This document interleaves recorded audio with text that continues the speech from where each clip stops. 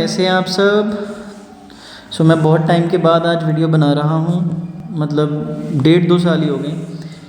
तो अब स्टार्ट करेंगे अच्छे से, ठीक है। तो आपको पता ही है कि जैसे वाइवा का सीज़न चल रहा है, तो आपको कुछ इंपॉर्टेंट क्वेश्चंस आप लोगों के लिए लेके आया हूँ, अकाउंटेंसी के लिए, बिजनेस स्टडीज़ के लिए, इकोनॉमिक्स के लिए, जो वाइवा में आपसे ज़्यादातर पूछे जा सकते हैं। तो अगर आप लोगों को ये वाइवा का पीडीएफ फॉर्म में पीडीएफ फाइल चाहिए तो आप इस नंबर पे मैसेज करेंगे, ठीक है। तो आपको वो मैं सेंड कर दूँगा, ठीक है, इमीडिएटली साथ के साथ ही, ठीक है। चैनल पे नए हैं प्लीज़ सब्सक्राइब कर लें, पुराने हैं तो अपने दोस्तों से प्लीज़ इस इन्फॉर्मेशन को शेयर ज़रूर करें, लाइक करें, ठीक है, जिससे ज़्यादा से ज़्यादा बच्चों का जो है वो बेनिफिट हो सके। हमारा मेन मोटिव जो है वो बच्चों का बेनिफिट करना ही है। So let's start. वाइवा में जो है ना वो 2 चैप्टर्स मेनली आपको पेपर में पूछे जाते हैं। वन इज़ रेशियो एनालिसिस और दूसरा है कैश फ्लो स्टेटमेंट। तो हम इन दोनों चैप्टर्स के ही मेनली क्वेश्चंस करने वाले हैं। तो फटाफट से स्टार्ट करते हैं, वीडियो को ज़्यादा लंबा नहीं करेंगे, फटाफट से कंप्लीट करेंगे। कुछ क्वेश्चंस जो हैं इंपॉर्टेंट वन, मैं उनके आंसर्स आपको बता दूंगा साथ के साथ, और कुछ क्वेश्चंस जो हैं जिनके आंसर्स ईजीली अवेलेबल हैं, आपको पता भी होगा, ठीक है। नहीं मिलेंगे तो मेरे को मैसेज कर देना, साथ में मैं सोल्यूशन भी दे दूँगा, राइट। तो जल्दी से जल्दी स्टार्ट करते हैं। सबसे पहला क्वेश्चन है, what is meant by ratio. Ratio का मतलब क्या होता है। देखो, रेशो जो है वो 2 वेरिएबल्स में एक अरिथमेटिकल रिलेशनशिप होता है, मैथमेटिकल रिलेशनशिप होता है, ठीक है, जो 2 रेशोज़ के 2 वेरिएबल्स के बीच में रेशोज़ को डिफाइन करता है, ठीक है। कोई ना कोई एक रिलेशनशिप बनाता है, जो रिलेशनशिप जो है वो इकोनॉमिक होता है, प्योरली इकोनॉमिक, एरिथमेटिकल, क्वांटिटेटिव, ठीक है, क्वालिटेटिव नहीं होता। Number 2 is how do classify ratios. Ratios को कैसे क्लासीफाई किया जाता है। देखो, रेशोज़ को क्लासीफाई किया जाता है 4 कैटेगरीज में। एक होती है सॉल्वेंसी रेशो, फिर आता है लिक्विडिटी रेशोज़, ठीक है, फिर उसके बाद आता है हमारे पास प्रॉफिटेबिलिटी रेशोज़, और लास्ट में हमारे पास आती है एक्टिविटी रेशोज़, ठीक है। तो ये 4 बेसिक कैटेगरीज हैं जिनमें रेशोज़ को जो है वो कैलकुलेट किया जाता है, कैटेगराइज किया जाता है, ठीक है। कौन कौन सी इंपॉर्टेंट रेशोज़ हैं, मतलब ऑलमोस्ट सारी ही रेशोज़ इंपॉर्टेंट है, कुछ रेशोज़ के नाम आप लिख सकते हैं। Then we have what is the significance of high turnover ratio and low working capital. अब एक कंपनी की वर्किंग कैपिटल कब कम होती है। सबसे पहले तो वर्किंग कैपिटल क्या होती है। डे टू डे एक्टिविटीज़ के लिए कंपनी को जो कैश चाहिए होता है उसको वर्किंग कैपिटल कहते हैं। अब वर्किंग कैपिटल का फॉर्मूला होता है current assets minus current liability. अब जितना ज़्यादा वर्किंग कैपिटल होगा उतना ही कंपनी की फाइनेंशियल पोजीशन अच्छी होगी, उतना ही कंपनी बिजनेस जो है वो स्मूथली रन कर रही होगी। लेकिन अगर वर्किंग कैपिटल कम हो जाता है तो उस केस में क्या होता है कि कंपनी जो है उसका जो इम्पैक्ट है, जो कंपनी के पास कैश अवेलेबल होता है वो कम होता चला जाएगा, और कंपनी जो है वो किसी भी टाइम जो है इस पॉइंट पे आकर खड़ी हो जाएगी कि कंपनी के पास कैश खत्म हो गया। तो यहाँ पे low working capital high turnover ratio का मतलब क्या है। वर्किंग कैपिटल कब कम होती है, जब कंपनी ओवर ट्रेड कर रही है, मतलब कंपनी जो है वो ज़्यादा जो है माल परचेज करती जा रही है, ज़्यादा मतलब बाइंग कर रही है, इन्वेंट्री जमा कर रही है, जिससे कंपनी की वर्किंग कैपिटल कम हो रही है, लेकिन इन्वेंट्री टर्नओवर रेशियो जो है वो बढ़ती चली जा रही है, क्योंकि कंपनी जो है वो माल ज़्यादा परचेज कर रही है। तो जब परचेजिंग होगी तो रेशियो तो ऑब्वियसली बढ़ेगी, ठीक है, एवरेज इन्वेंट्री जो है बढ़ेगी, तो वर्किंग कैपिटल कम हो जाएगी, क्योंकि कंपनी पे करती जा रही है साथ के साथ, और वर्किंग कैपिटल का जो पैसा होता है वो हम इन्वेंट्री परचेज करने के लिए यूज़ करते हैं। तो इसीलिए low working capital signifies overtrading. High turnover ratio के लिए भी आप यही चीज़ लिख सकते हैं। Then how are different ratios expressed. अलग अलग रेशोज़ अलग अलग तरीके से जो है वो एक्सप्रेस करी जाती हैं, ठीक है। आपको बस ये बताना है कि कौन सी रेशो को हम कैसे एक्सप्रेस करते हैं। देखो, रेशोज़ जो है परसेंटेज में भी आती हैं, रेशोज़ जो है वो टाइम्स में भी आती हैं, रेशोज़ जो है वो प्योर नंबर्स में भी आती हैं। तो ये सारी चीज़ें जो हैं आपको ख्याल रखना है इनका। Then explain the advantage of ratio analysis. Ratios के बहुत फ़ायदे हैं, कंपनीज़ को एक टूल प्रोवाइड करती है, कंपनी के लिए एक जजमेंटल बेस बनाती है, कंपनी जो है अपनी प्लानिंग रेशियोज़ के बेसिस पे करती है, कंपनी की फाइनेंशियल पोजीशन बताती हैं रेशियोज़। तो ये सारे बेनिफिट्स हैं। उसके बाद आता है difference between liquidity and liquid ratio. देखो लिक्विडिटी रेशोज़ जो हैं वो लॉन्ग टर्म सॉल्वेंसी रेशोज़ भी होती हैं, शॉर्ट टर्म सॉल्वेंसी रेशोज़ भी होती हैं। तो इससे कंपनी की long term short term paying capacity जो है वो आइडेंटिफाई करी जाती है। On the other side liquid ratio जो है वो एसिड टेस्ट रेशो होती है, जिससे कंपनी ये आइडेंटिफाई करती है या ये एक्सप्रेस करती हैं ये रेशोज़ कि कंपनी जो है वो कितनी जल्दी इन्वेंट्री को कैश में कन्वर्ट कर रही है, ठीक है, या कितनी जल्दी जो है कंपनी करंट एसेट्स को कैश में कन्वर्ट कर रही है, क्विक एसेट्स को कैश में कन्वर्ट कर रही है। Liquid ratio is also called acid test ratio. और जो लिक्विड रेशो होती है इसका दूसरा नाम एसिड टेस्ट रेशो और क्विक रेशो भी है, ठीक है। तो ये कैश में जल्दी कन्वर्ट हो जाती हैं करंट रेशो से भी। उसका रीज़न क्या है कि हम क्विक एसेट्स में से इन्वेंट्री को माइनस करते हैं, प्रीपेड को एक्सपेंसेस को माइनस करते हैं, जिसकी वजह से जो ये हैं और ज़्यादा लिक्विड हो जाती हैं। Then ninth word is the meaning of term solvency. तो टर्म सॉल्वेंसी का मतलब क्या है कि कंपनी की जो पेइंग कैपेसिटी है वो कैसी है। अगर तो कंपनी की पेइंग कैपेसिटी अच्छी है तो ये बोला जाता है कि कंपनी जो है वो सॉल्वेंट है, और अगर कंपनी पे करने में कैपेबल नहीं है तो उस कंडीशन में ये बोला जाता है कि कंपनी जो है वो इंसॉल्वेंट है, कंपनी इंसॉल्वेंट होने वाली है या इंसॉल्वेंट हो चुकी है। Then how do you calculate capital employed, right. तो कैपिटल एम्प्लॉयड निकालने के लिए हमारे पास दो तरीके होते हैं। एक पहला जिसमें हम एसेट साइड अप्रोच यूज़ करते हैं, और दूसरा जिसमें हम लायबिलिटी साइड अप्रोच यूज़ करते हैं। एसेट साइड अप्रोच और लायबिलिटी साइड अप्रोच दो अप्रोचेज होती हैं जिनके थ्रू कंपनी जो है वो कैपिटल एम्प्लॉयड निकालती है। पहला is asset side approach. Asset side approach का फॉर्मूला क्या होता है? Total assets minus outsiders liabilities, ठीक है। अब आउटसाइडर लायबिलिटीज़ में क्रेडिटर्स आ जाते हैं, अगर कंपनी का केस है तो डिबेंचर्स आ जाएंगे, लोन्स आ जाएंगे, और अगर पार्टनरशिप का केस है तो शॉर्ट टर्म लोन्स आ जाते हैं, ठीक है। आउटस्टैंडिंग एक्सपेंसेस आते हैं। और लायबिलिटी साइड अप्रोच में क्या होता है? ऑल लॉन्ग टर्म लायबिलिटीज़, सिर्फ और सिर्फ इसमें करंट लायबिलिटीज़ हटाई जाती हैं, सारी की सारी लॉन्ग टर्म लायबिलिटीज़ को इसके अंदर इंक्लूड करा जाता है। Then why ROI is considered the most important amongst the ratios. देखो बहुत सिंपल है, ROI का मतलब होता है रिटर्न ऑन इन्वेस्टमेंट, और ये सबसे ज़्यादा इंपॉर्टेंट रेशो क्यों मानी जाती है? बिकॉज रिटर्न ऑन इन्वेस्टमेंट जो है एक ऐसी रेशो है जिससे कंपनी की प्रॉफिटेबिलिटी जो है वो पता चलती है।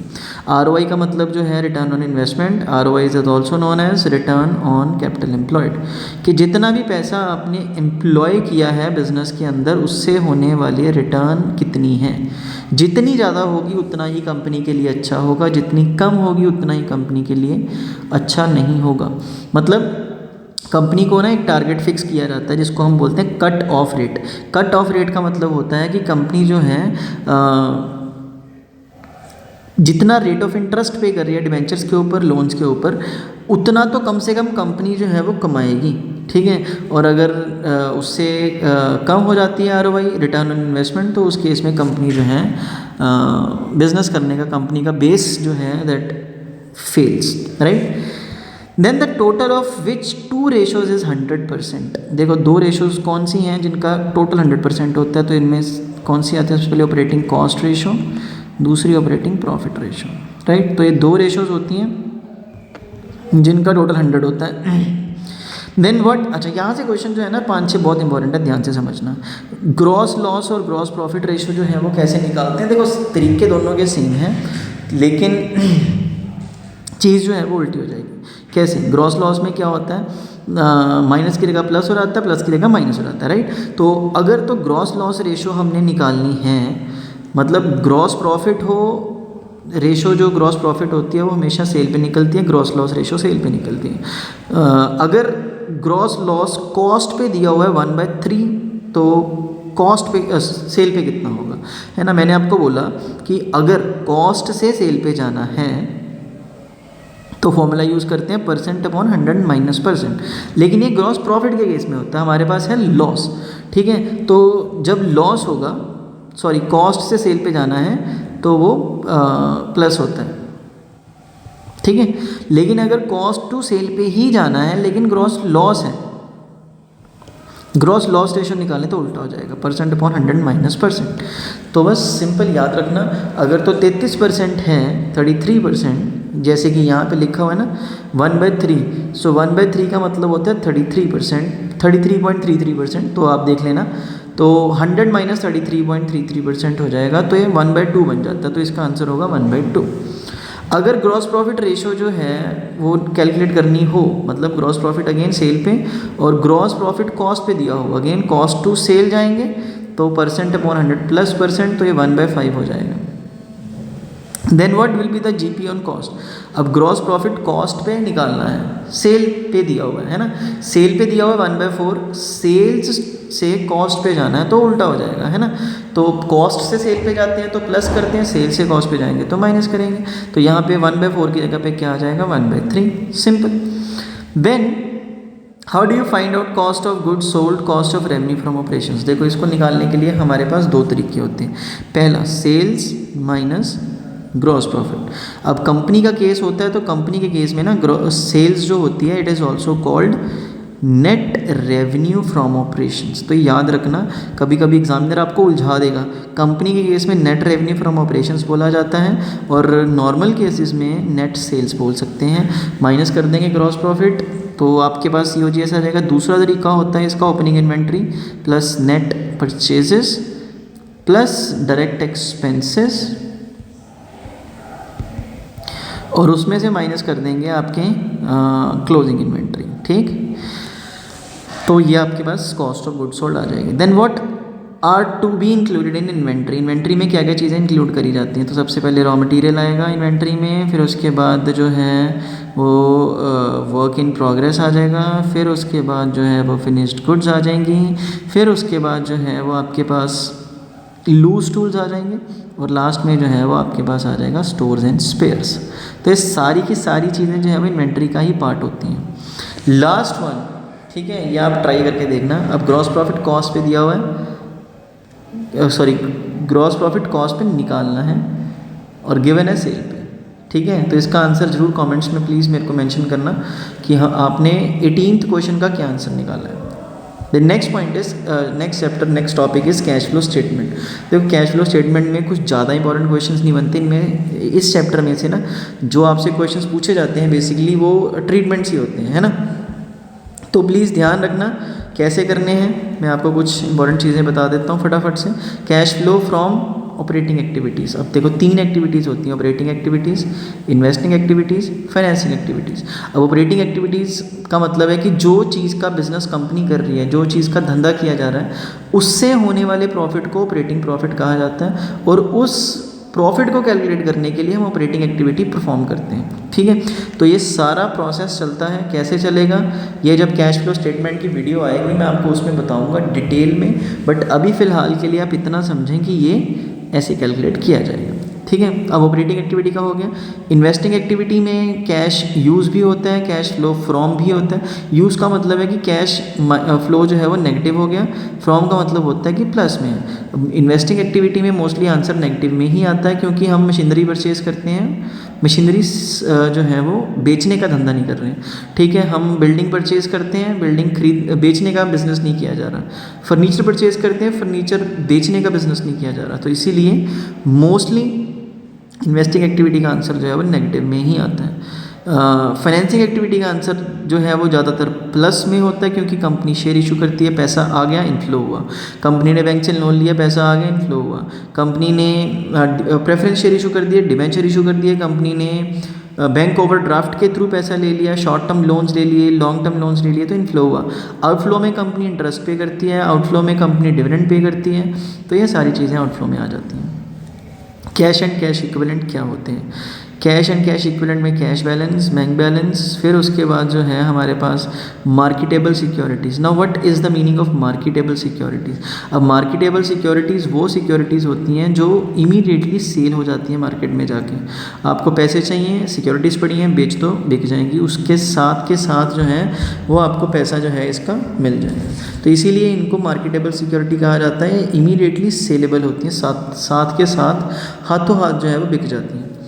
देन कौन से अकाउंटिंग स्टैंडर्ड में कैश फ्लो स्टेटमेंट कवर किया जाता है? It is accounting standard 3। और